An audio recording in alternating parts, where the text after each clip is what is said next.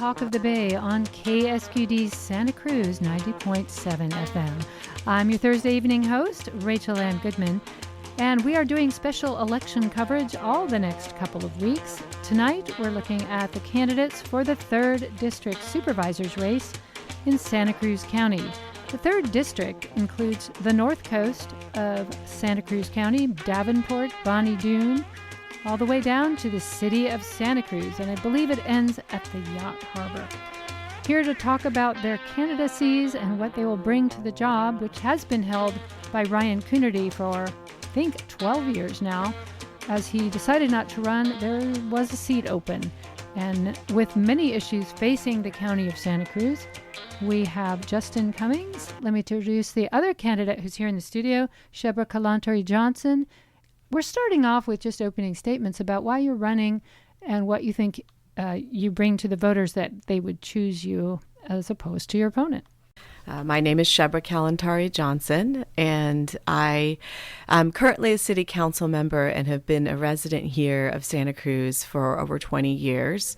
I'll just share a little bit about my background. I am originally from Iran and left the country when I was 7 and was 8 by the time we made it here. It took us a year. We went through Germany and Turkey.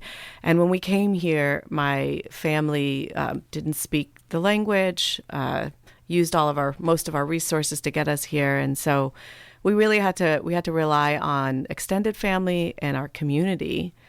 And that's what allowed us to kind of make it. So I share that story because that set me on my path of service. And I have been working in the social services, public health field for 2 decades. I have a master's in social work with an emphasis in public policy and mental health. And my focus has been on community well-being, health equity, youth well-being, and I've done that through a number of ways, including grant writing. I've worked on policies actually with the Board of Supervisors and with each city in our county.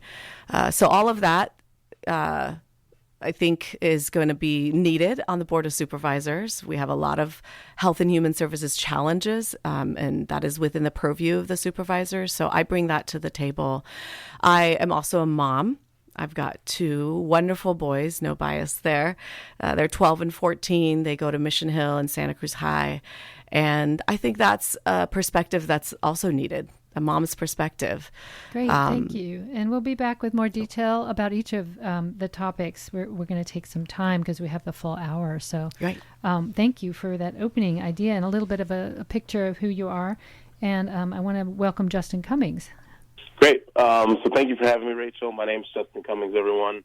I'm currently on the Santa Cruz City Council. And for those of you who might have forgotten about 2020, I was the mayor of Santa Cruz as we dealt with onset of COVID-19, the social unrest after the murder of George Floyd, and the CZU fires.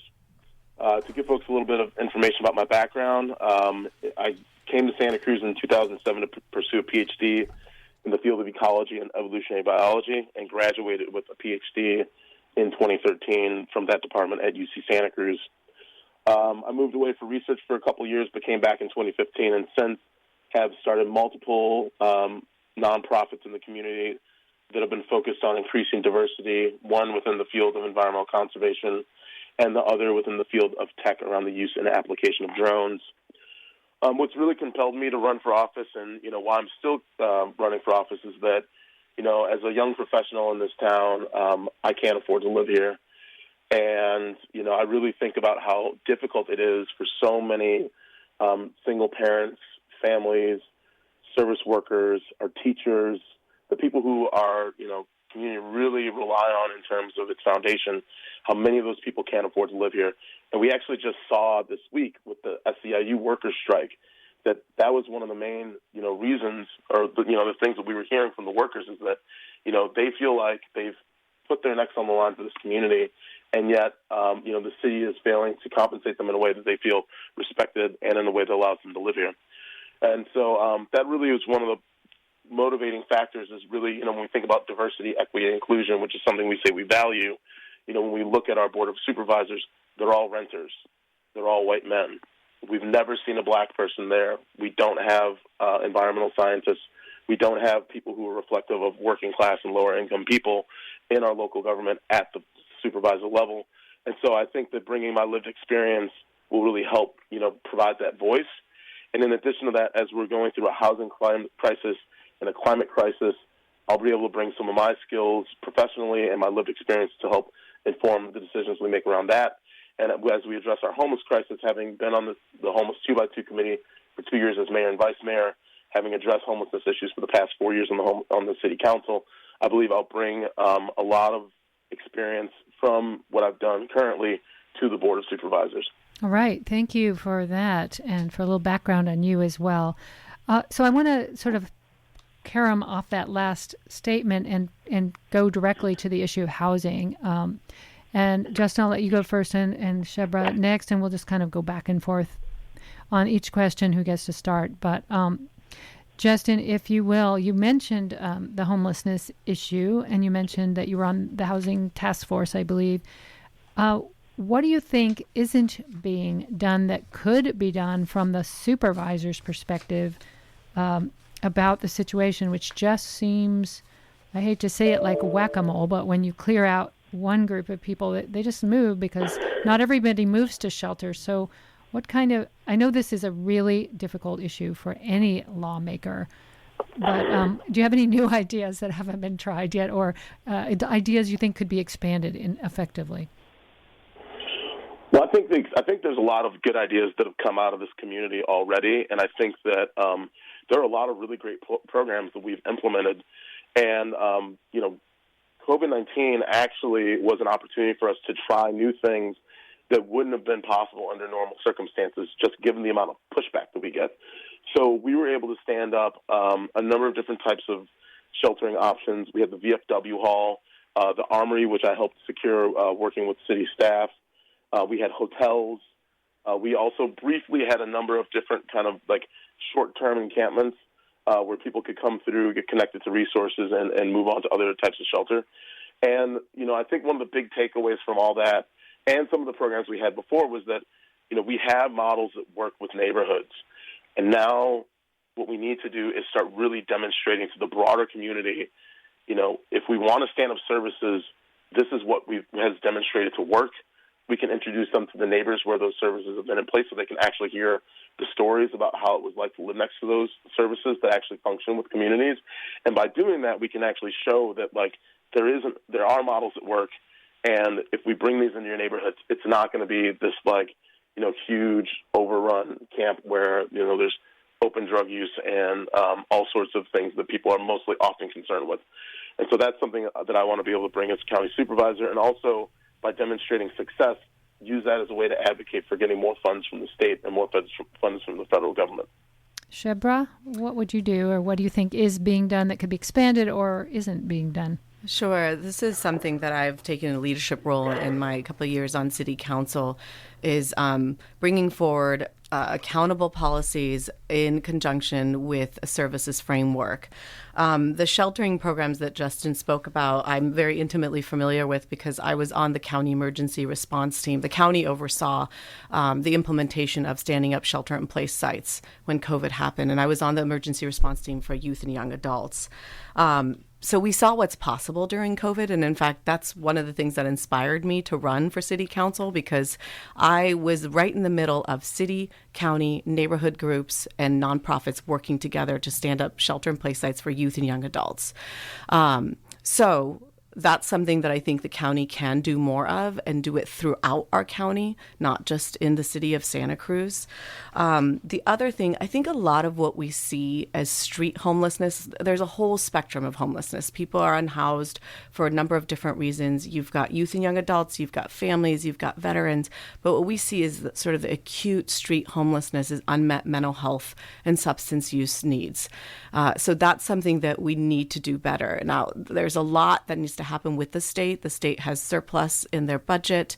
I'm hoping for a certain new assembly member who is a mental health advocate. So working really closely to really get more resources to address that. I have a lot of ideas there, but I know we were time limited. One is having a facility where people can get stabilized and get connected to care and then be moved into transitional shelter. The other is upstream prevention. So I mentioned I work with youth and young adults. I won't tell the whole story, but I brought in a grant, several $1 million. And at the time that we started these programs in 2019, the youth and young adults made up 30% of our homeless count. Now, 3 years later, 61% reduction.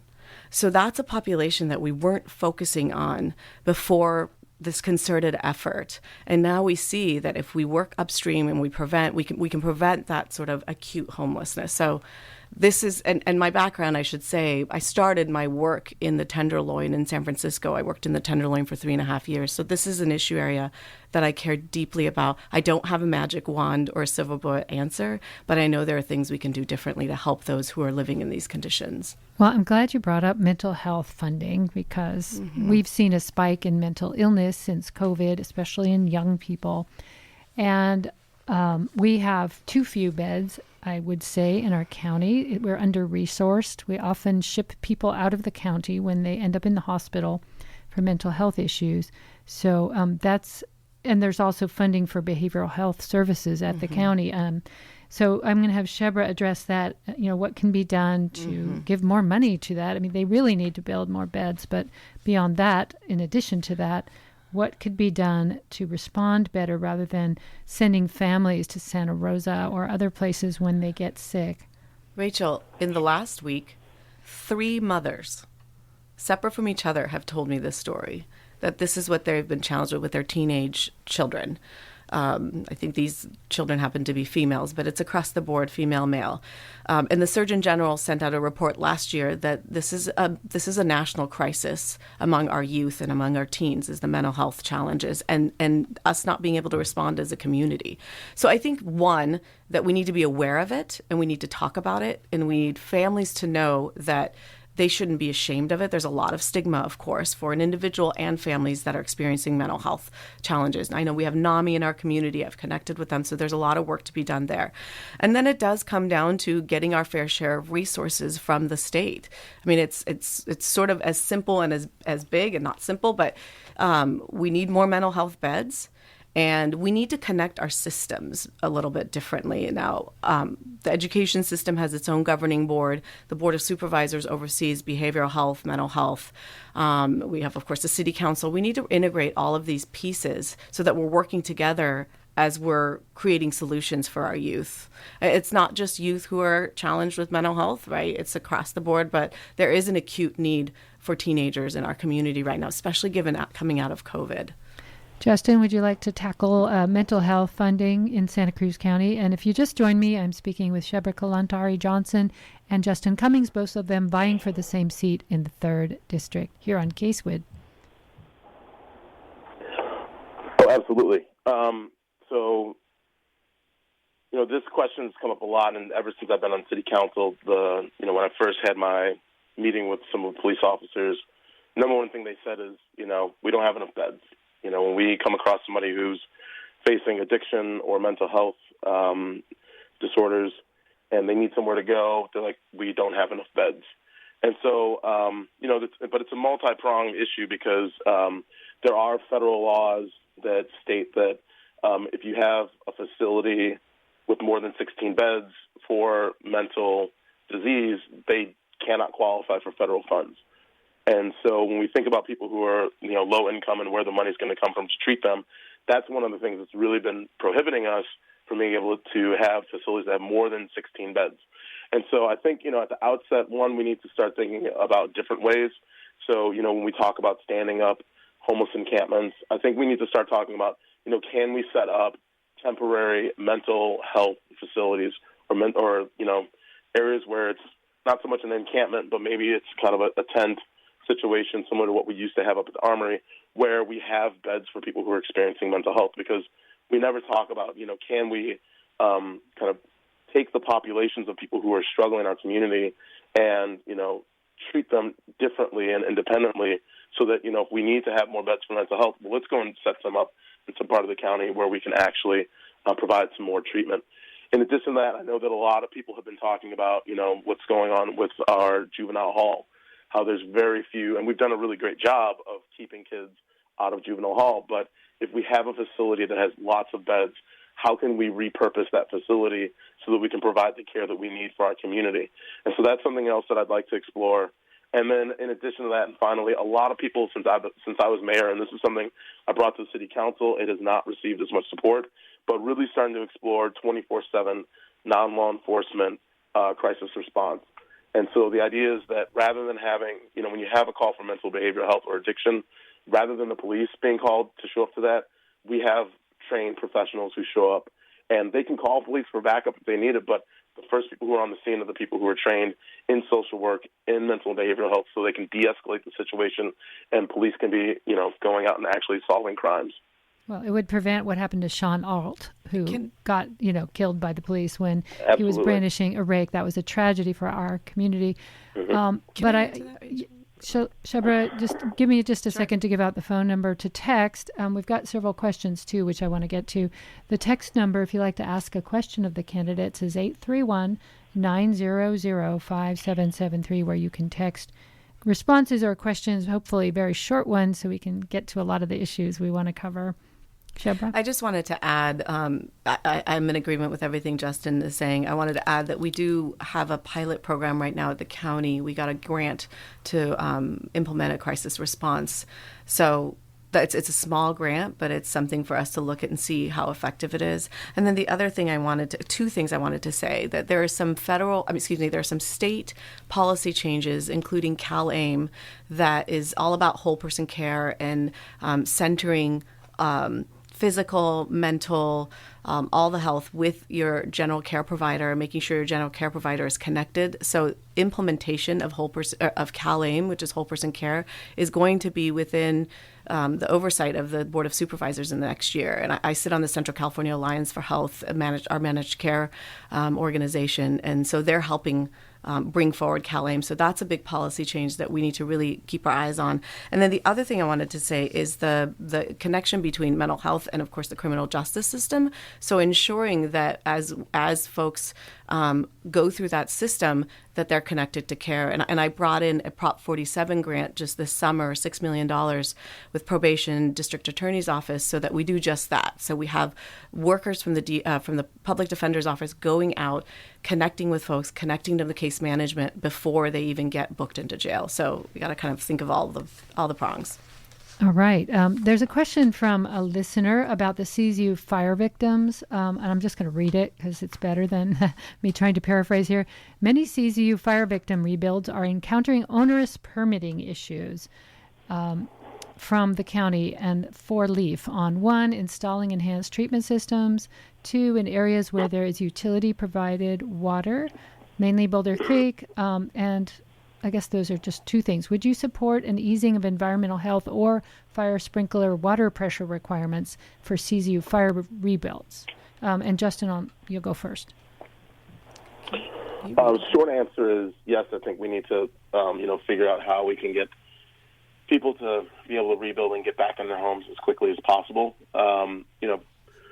We have a homelessness crisis on our hands, and as a result of the CZU fires, we saw 900 structures get lost, and many people end up, again, without homes.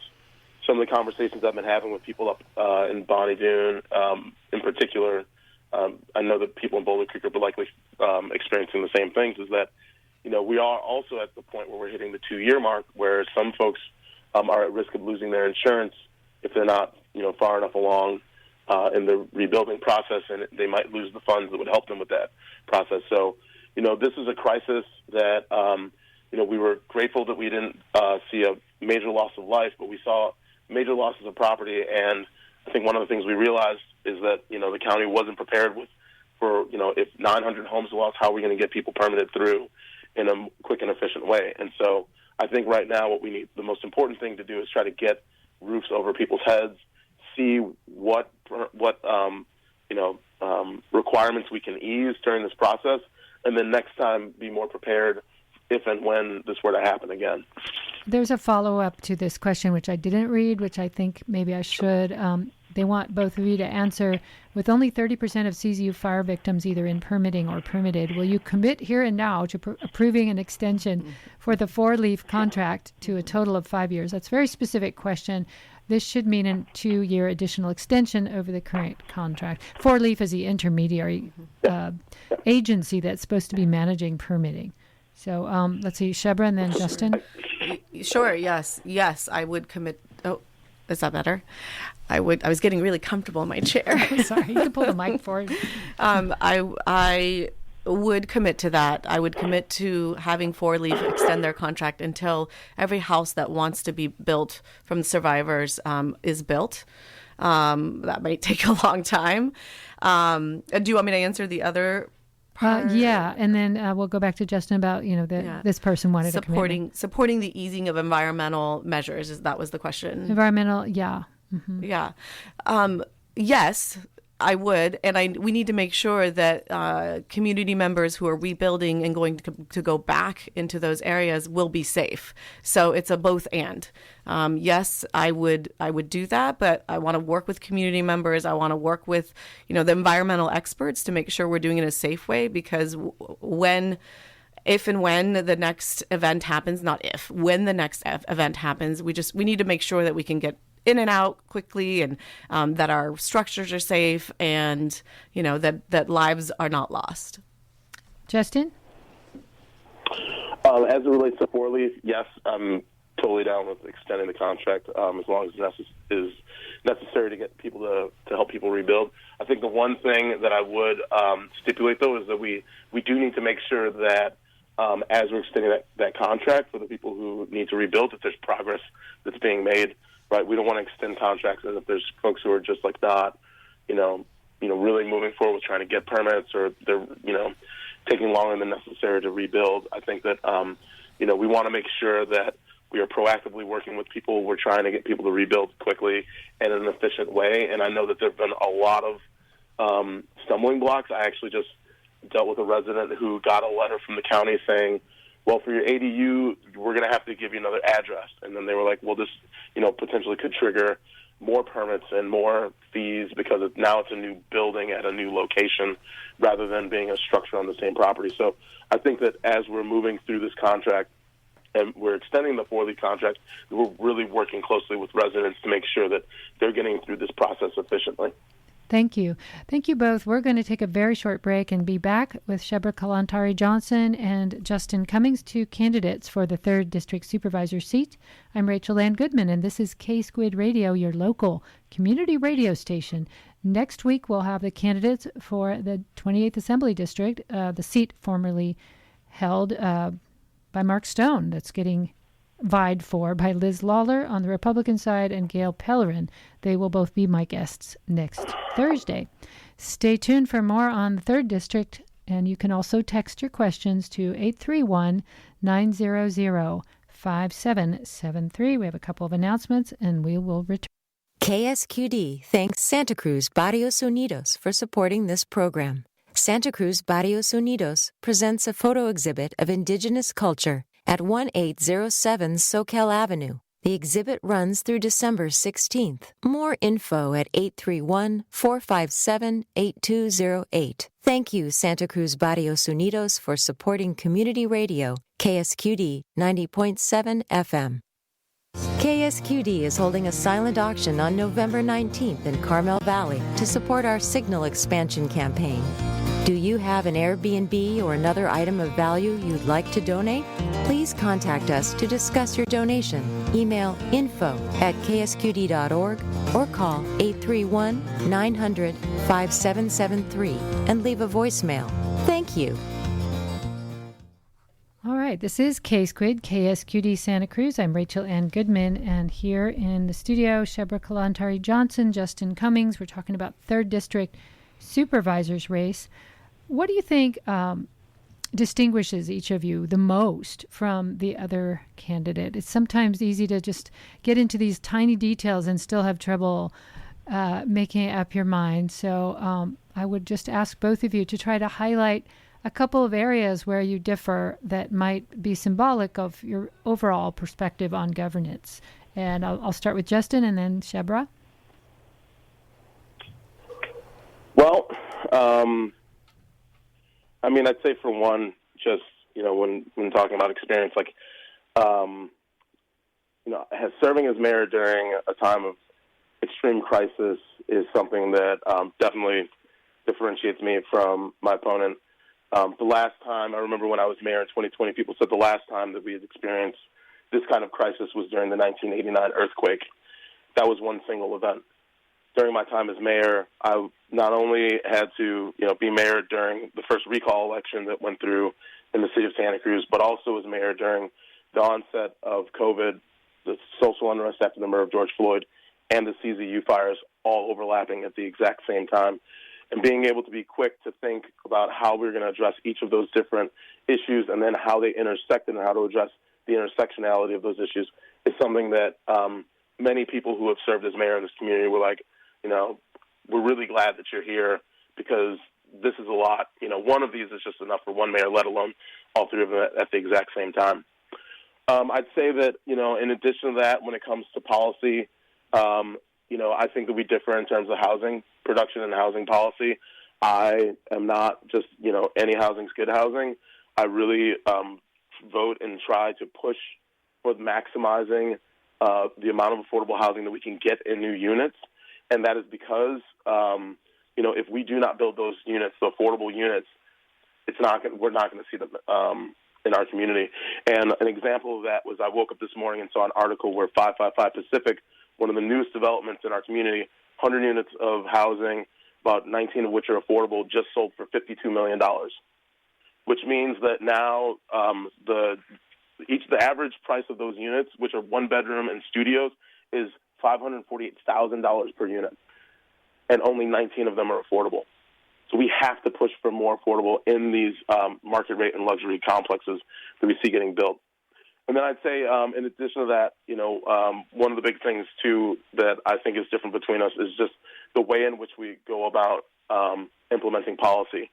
I've had historically an approach of, especially if it's something that's going to impact the broader community, really trying to create transparency and an open process where we take the ideas, we go around the community, we gather community input, we bring it back to council, we'll send it out to any commissions or committees that it needs to go out to, bring it back, and then take action. Because if it's something that's going to have major impacts on our community, they need to have some input. When the temporary outdoor living ordinance, for example, came forward, and I wasn't a part of bringing that forward, but when that came to the city council, I pushed back on that hard because I knew that a lot of neighborhoods and a lot of people in the community had not had an opportunity to weigh in on it. It was going to have significant impacts on our open space and significant impacts on neighborhoods. And what ended up happening is that Sandy Brown and I voted against it. Shebreh, the council majority, voted for it. And people were extremely upset with the fact that they hadn't been notified and hadn't had a chance to weigh in because it was talking about putting homeless people in industrial areas in neighborhoods throughout the entire city. And there was so much opposition to where they pulled it. The mayor had to formally apologize for bringing it forward, and then we had to take a different route. And so, I think that rather than trying to just force something through, if it's going to be really controversial, take the time and do the community outreach. If it's something that's minor, sure, we can maybe just move it through. But oftentimes people want to feel like they're a part of the decision-making process. It also leads to better outcomes where we're not getting sued. And currently with the oversized vehicle ordinance, another example of something that was pushed through without a ton of community input, that's now being held up at the Coastal Commission. And so what we need to do is ensure that when we're bringing things forward, we have a transparent process. That's something that I've done as mayor, that's something I've done as a council member, and something I'll do as county supervisor. Thank you. That's Justin Cummings. And Shebreh, would you like to respond or talk about? Sure, I'll do both. I just lost you, though. I couldn't hear you for a second. Oh, there we go. Okay. I'll pick up that thread. I think one of the things that distinguishes us is that I do the work and I get results. I've been doing that for over 20 years in our community. Reduction in substance use among youth, reduction in Latinx youth incarcerated, reduction in youth homelessness. I mean, hard data that I've done through my work and now my couple years on city council. So I one of my values is also community engagement and transparency. I'm actually come from a field where I did community organizing. I shared with you earlier before we got started, I believe that I have a background in social work and started out in the Tenderloin. So transparency, absolutely. Community engagement, absolutely. But not at the sake of just using that as an excuse and using it as a crutch to not make difficult decisions. So that's one of the things that distinguishes us is I'm not afraid to make difficult decisions when I know that the community is asking for it. So Justin brought up the oversized vehicle ordinance and that there wasn't enough community input. We've been working on that since 2015. And we've been revising and we've been reshaping, and now we're partnering with Association of Faith Communities that's done a tremendous job on their own doing safe parking programs. We got over 6,000 emails and letters in a matter of a few months when we were working on this. So there was community input. Homelessness and the ordinances that were brought forward, people were losing their minds at what was happening. People have been losing their minds that we have had these large encampments that when Justin was mayor grew, the Ross camp grew, and it wasn't shut down. So people are asking for policies. People are asking for something different. Every door that I knock on as I canvass, it's the number one issue. You know, nobody really has an answer, but people want something different. So we've brought that forward and it's working. We've had transitional shelter for over 150 people in just a matter of 6 months. We've housed 12 people. That's not a lot, but it's 12 more than were housed before. And we have, I believe, about 25 vehicles parked in safe parking that's funded by the city right now. I was at a Firewise town hall meeting that I co-hosted the other night, and our police chief said, I'm not able to quote him directly, but he said something to the effect of, you know, he's been doing this work for 27 years, and for the first time, he can with confidence say that we have a plan.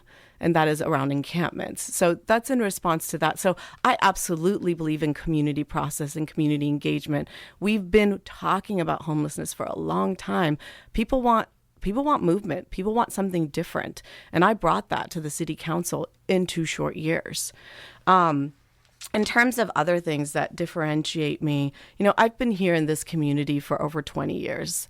This is my home. I've been doing the work, so I really understand the nuances. I mean, I will be representing District 3, but we are serving the whole county. So I understand the nuances of our entire county. I've created policies in South County, in the city of Watsonville. I've created policies in the city of Scotts Valley, Capitola. I've done work around cannabis in Bonnie Doon to keep out large commercial cannabis. So I've worked in every part of our county that on relevant issues, and again, have produced results. So that's one of the things. And I'll just add one more. I'm a mom, and I think that's really important, and I bring that lens. You know, I see through my kids' eyes. I talk to parents on the baseball fields, and some of those things you can't get by like reading council packets and reading policy briefs. It's the everyday that you get with being a mom in this community. Now, I know everybody doesn't choose to be a parent, but it is another lens that I bring that I think is an important lens. Okay, thank you. Rachel, yeah. Can I follow up since she was able to follow up on one of the previous questions? Yeah. Great. I just want to point out a couple things because I think there definitely needs to be some clarification. One, the oversized vehicle ordinance came before the council in 2016 for the first time, and when it got to the Coastal Commission actually shut it down and said that they were not allowed to restrict access to the coast and prohibit RVs from parking in certain parts of the city. So that's number one. And when it came back to the council, for example, I live in the Beach Flats. There was no outreach in the Beach Flats. And I have a neighbor who has an RV and it doesn't bother anybody. I had a woman reach out to me from the east side. She doesn't have a driveway. And there's many residences and homes in Santa Cruz, in the city of Santa Cruz, where people don't have driveways. And she has a Sprinter van as part of her business. And under this ordinance, it would make it illegal for her to park her van because this ordinance doesn't target people who are homeless. It's oversized vehicles. It's any vehicle over 20 feet. So it doesn't matter if you are someone who's living in their vehicle, if you have a recreation vehicle, if you have a work vehicle, anything over 20 feet is now prohibited to be on the streets overnight in the city of Santa Cruz. And to me, that's an example of government overreach. The next thing I would like to point out is that consistently I've been hearing from my opponent that I was mayor during Ross Camp, and I wish I had 2 years as being mayor of Santa Cruz, but Martine Watkins was mayor when the Ross Camp was open in 2019, and I was actually the swing vote to whether that camp was stayed open or if it closed. And the conditions under which that I decided to finally vote for it was, one, there was a health crisis there that was happening, but two, wanted to make sure that there was somewhere else for people to go. So we weren't just closing the camp down and continuing to play whack-a-mole as we played for many years. And so what I did was, and we'd already been having these discussions with the homeless 2x2, but I wanted to ensure that 1220 River Street was going to be reopened and we can get as many people from there into 1220 River Street. And initially my push and my ask was that we do what we're doing right now, a phased approach where we slowly let people out and we don't let more people in. That didn't end up happening. However, we were able to get a lot of people from Ross Camp into 1220 River. And then I would just go on to say that, we've had a lot of the programs that that my opponent's really talking about, having stood up during her time. We've had a lot of those in place. We had safe sleeping, and I know this to be true because we had a pilot program at the police station before COVID even hit. We had safe sleeping at the Cavalry Church lot before COVID hit. And then when COVID hit, we expanded our safe sleeping programs. I actually helped go to the Prospect Heights neighborhood and have conversations with them when we were trying to open up the Armory. And when I was mayor, that was one of the things that actually we were able to accomplish. We got the Armory open. There was a lot of pushback from the National Guard at the time, and we persisted, and we were able to open the Armory during my time as mayor and city council. So to say that the homelessness problem grew because of, when I was mayor, it's just nonsense. Okay, I'm gonna jump in here because we only have a little under 15 minutes, and I had some responses to that, but that's okay. We might get to those, but I did want to ask a question of both of you because I think it's important. A lot of time people look at who's endorsing you or where the money's coming from, and I've heard critiques, and I'd love to have them dispelled, but I also just want to understand: are the main real estate interests that are building these giant buildings in Santa Cruz funding you, Shebreh? I've heard that, but I want to know who's behind your campaign as far as, is it small donations or large donations from big developers? I wish I had the percentages for you. My treasurer would have that. I have a range of donations as small as, I believe, $10 to the max of $525 to the max of $1,000 from political action committees. So Justin and I have both received $1,000 from the California Real Estate Association. So we've both gotten that funding. Yes, there are some real estate donors, but there are also other donors that have donated. I have a large Iranian American community who is supporting me. People are like, who are all these out-of-town people? They're my Iranian American family and community members who are supporting me. So I have a wide range of donors that when I talk to them, and I've been dialing for dollars. That's what I do. I'm a grant writer. I know how to ask for money for a year and a half now. And when I call and I express the vision that I hear our community members express, if they're aligned, then they donate. I want to bring up one specific that has been brought up by Justin and others, and that is that I've accepted money from Measure D supporters. So I want to just kind of call that out right now. I've accepted money from Measure D supporters. I've accepted money from No on D, and that's the rail trail, of course, issue for anyone who, I'm sure everybody who's listening remembers that. When I was exploring this issue and diving in, I met with people from both sides. I walked the rail corridor. I did a ton of research because I think leadership means making an informed decision, right? And in that process, some of the pro-Measure D folks donated to my campaign. When I affirmatively came to the decision that Measure D was harmful for our community, there is absolutely a way for us to pursue a rail and trail, I went back to those donors and asked them if they want their endorsement back and if they want their money back. And all but one said no. So, okay, Justin, would you like to answer the same question? Where are most of your donations coming from? And does that shape anything about how you might think about how you might govern? Sure, yeah, and I do want to clarify something. I, in the first round, got a $500 donation from the real estate group that Shebreh was mentioning. I did not get another donation from them, so I just want to make sure that's clear. We haven't got the same level of donations from real estate. and that was just one real estate group. And aside from that, my money's been coming from teachers. It's been coming from retirees.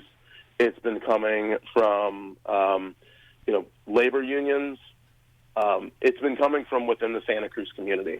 I don't come from a very wealthy background, and so, I don't have friends and family from, Chicago and other parts of the community who are just or from other parts of the country dumping money into my campaign. This is a grassroots campaign, and there's a lot of progressive people in this community and a lot of people in general from a lot of different walks of life, Republicans, Democrats, progressives, liberals, who have been donating for this campaign. And it's people who are just, able to give what they can because, a lot of working people, myself included as a renter, we can't really afford to dish out the max every single time, right? It's $100 here and there. And that's, what we can do at that point in time. So, it's been pointed out oftentimes people say, well, your campaign's been outraised 2-1 by Shebreh. That might be true, but we're still meeting all of our goals. And we have a lot of people who are committed to this campaign who are here locally who are then able to go out and spread our message and walk the streets. And so, that's kind of where my campaign has been and where our money's coming from. And it's all public. And so if anybody wants to look into it, you can just see that, when you compare, like, how many $500 maximum endorsements I'm getting versus my opponent, it's a lot less because I'm not, being supported by a lot of people who are wealthy. I'm being supported by predominantly working class, lower class people who are struggling in this community and want to see change. Okay, I'm going to ask a couple of questions that came in over the transom, the old-fashioned transom, the coconut telegraph here at K-Squid. And if you have a question, we are running out of time. You should text it to us at 831-900-5773. I'm going to try to summarize this in the best way I can because it's long. This person claims that the Board of Supervisors made a rare, if not unprecedented, decision to strike down the needle exchange program. The Harm Reduction Coalition of Santa Cruz County had a grant, and Gail Newell supposedly supported it, according to this person. And but they were asking, did you agree with that decision? And what is your plan to reduce overdose deaths? Sorry it's so long. I'm trying to summarize. We'll go to Shebreh and then Justin, if you understand the question. Yeah, that is a long, lengthy question. That's a challenging situation. I have met with leaders of Harm Reduction Coalition, and I've met with county public health. And I think what really needs to happen, and what was missing, and I think why this decision came forward, is that we need to have a stronger partnership between County Mental Health and Harm Reduction Coalition. When I've talked to HRC leaders, I've asked about fidelity to the model and training with volunteers, and that's something that they're really open to, and that's something that I think the county, that is the expert in that area, can provide. I believe in harm reduction. I think a needle exchange program is absolutely important and is needed in our community. How we implement it is important. So I think there's some growth that can be done there. Great, thank you. And Justin? Yeah, well, so this is kind of referring to the core process and the core funding allocations that we recently just approved. And, one of the things that ended up getting pulled out of the funding was Harm Reduction Coalition. Their funding got cut by the county and the city. That was something I actually stood up for. The process that all these applications went through, I did not agree with it. And, at the end of the day, I was willing to approve them and then seek more funding to actually keep the rest of the programs that we were cutting whole, like Planned Parenthood and like senior advocates. And the city council voted to not only not support those types of programs for a year, but they also voted to cut the funding from Harm Reduction Coalition without any explanation. And that's why there needs to be an opportunity where, we as leaders step up and we actually, support these programs. Sorry, you were going to say something, Rachel. I was. Shebreh was trying to say something. Oh, no. Then I'll continue. The city council, Sandy Brown and I both voted, to support Harm Reduction Coalition. We voted to support annual funding and maintaining the funding for a year for those programs like Planned Parenthood and like the Senior Advocates Program. And we were voted against. And my opponent was one of the people who voted against that.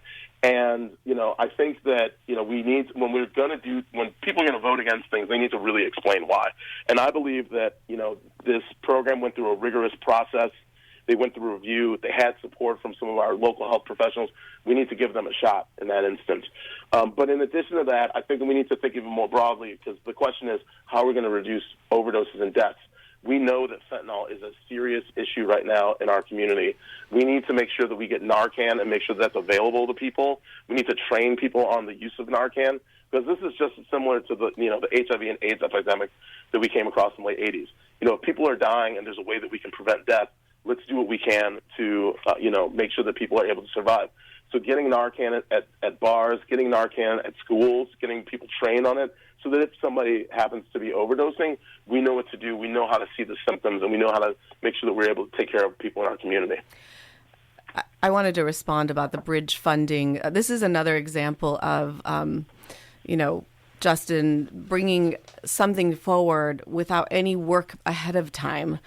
Between the meetings where we had our first recommendations and we made the decision, I worked really hard with city staff and with nonprofits, had meetings in person and on the phone to get us to a point where we could provide bridge funding. A bridge funding for a year from where? So I worked really hard behind the scenes with staff and nonprofits to bring a plan that was actually implementable. I think that's important. You can't just come up with an idea on the spot. You have to have a plan behind it. You have to make sure that it's sustainable. You have to make sure that the dollars are there. And that's the work that I did. All right. We only have a little bit of time together left, maybe about 7 minutes. There is one more question. And again, if you want to sneak one in, you could try. We'll try to get to it at 831-900-5773. This one's specifically for you.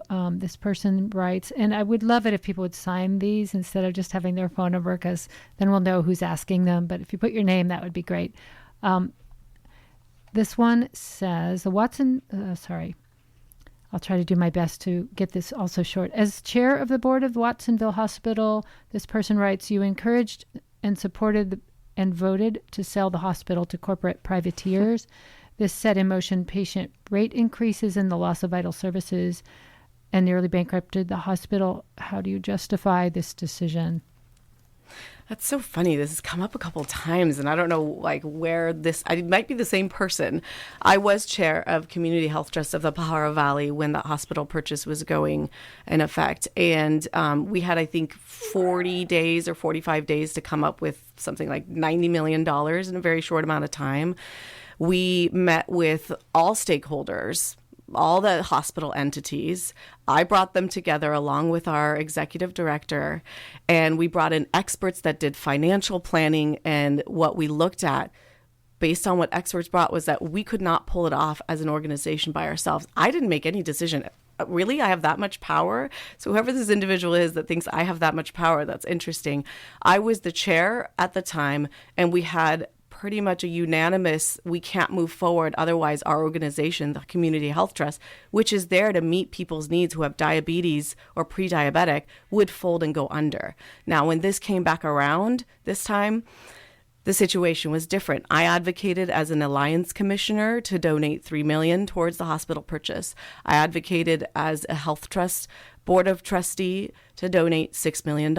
We formed a hospital district. We partnered together. We bought the hospital. Completely different situation than it was 3 years ago. So I hope that clarifies it for this individual or whoever else is wondering about that. I'm a big supporter of Watsonville Community Hospital, big supporter of the hospital district, been meeting with their new hospital district board members, and have a lot of ideas of how this community hospital can be successful. Justin, I don't know if you have any response to that or whether you were part of anything to do with that. So maybe we need to move to the last couple of questions. But if you do, I will give you a chance to respond. Nope, I was not a part of that at all. Okay, moving right along.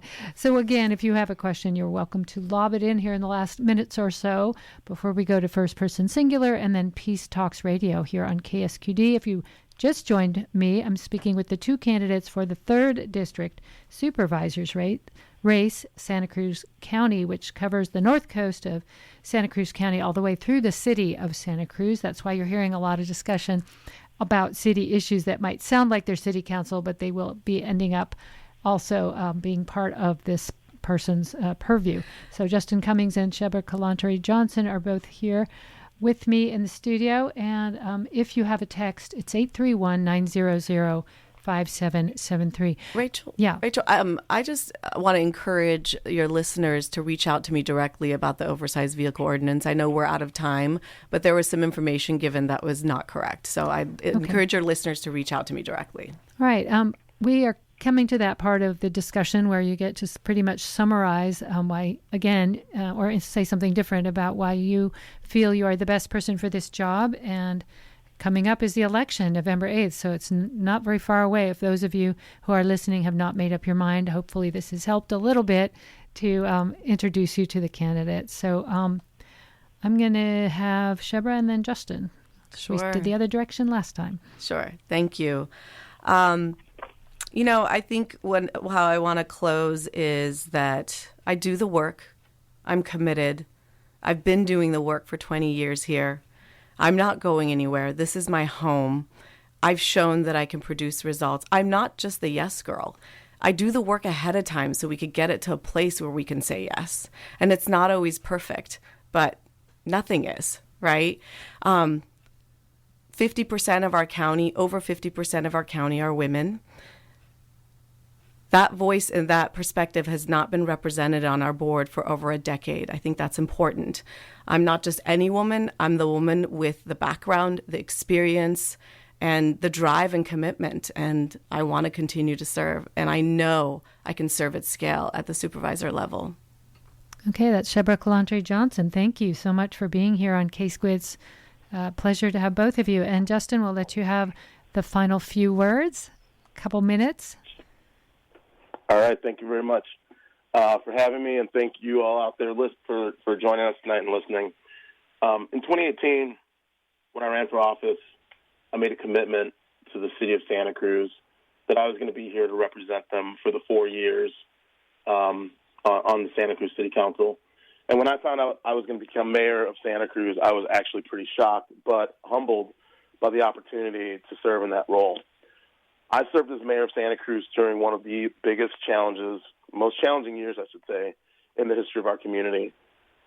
We dealt with a pandemic that in some communities killed many people, but here we were able to save a lot of lives.